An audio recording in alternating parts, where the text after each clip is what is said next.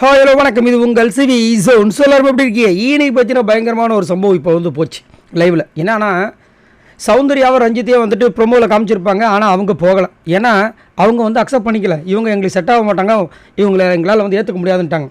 அதுக்கப்புறம் வந்துட்டு எல்லோரும் திங்க் பண்ணி கடைசியில் வந்து விஜய் விஷாலை வந்துட்டு மேனேஜர்ஸ் டீமில் வந்துட்டு அனுப்பலான்னு சொல்லிட்டு முடிவு பண்ணுறாங்க. அப்போ தான் ஒரு சூப்பரான ஒரு சம்பவம் நடக்குது. சரி சொல்லிடலான்னு சொல்லிட்டு தர்ஷிகா நீங்கள் சொல்லுமா அப்படின்னும்போது, தர்ஷிகா பற்றி உங்களுக்கே தெரியும், விஷாலுக்காக ரொம்ப ஓவராக வந்து இப்போ சொம்பு தூக்கிட்டு இருக்காங்க.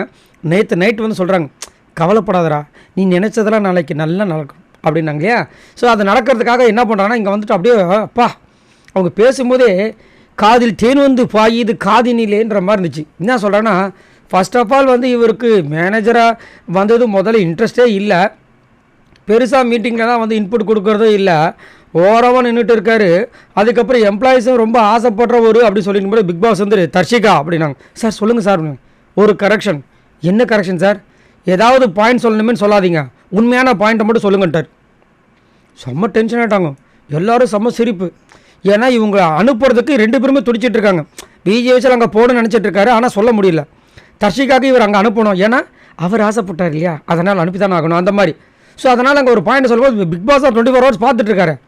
ஏதோ சொல்கிறதுக்காக சொல்லாதீங்க, உண்மையான பாயிண்ட்டை தான் மட்டும் சொல்லுங்கன்ட்டார்.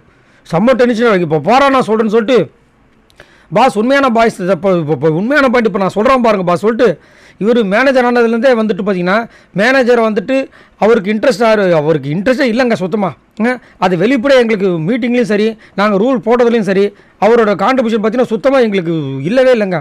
நிறைய டைம் அவர் பார்த்தீங்கன்னா எம்ப்ளாயி சைடு பக்கம் தான் இருக்கார். அதை நாங்கள் பார்க்கும்போது பக்கவாக தெரியுது, பச்சையாகவும் தெரியுது. ஸோ அவர் இங்கே இருக்கிறத விட அங்கே இருக்கிறது மேலே எங்களுக்கு தோணுது.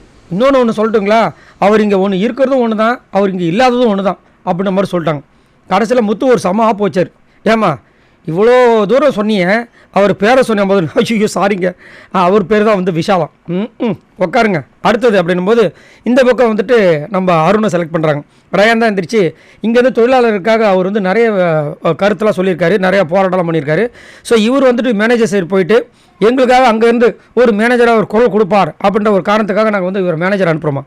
இவர் வந்து மேனேஜராக ப்ரொமோட் ஆகிட்டு இப்போ மேனேஜர் ஸ்டாஃப் ஆகிட்டார். அங்கே போய் ஒரு குரல் கொடுத்தா என்ன பண்ணுவாங்க மேனேஜர்ஸ்லாம், திரும்ப போ அப்படின்னு சொல்லிட்டு கைத்தாமட்டில் அடிச்சு அனுப்புவாங்க.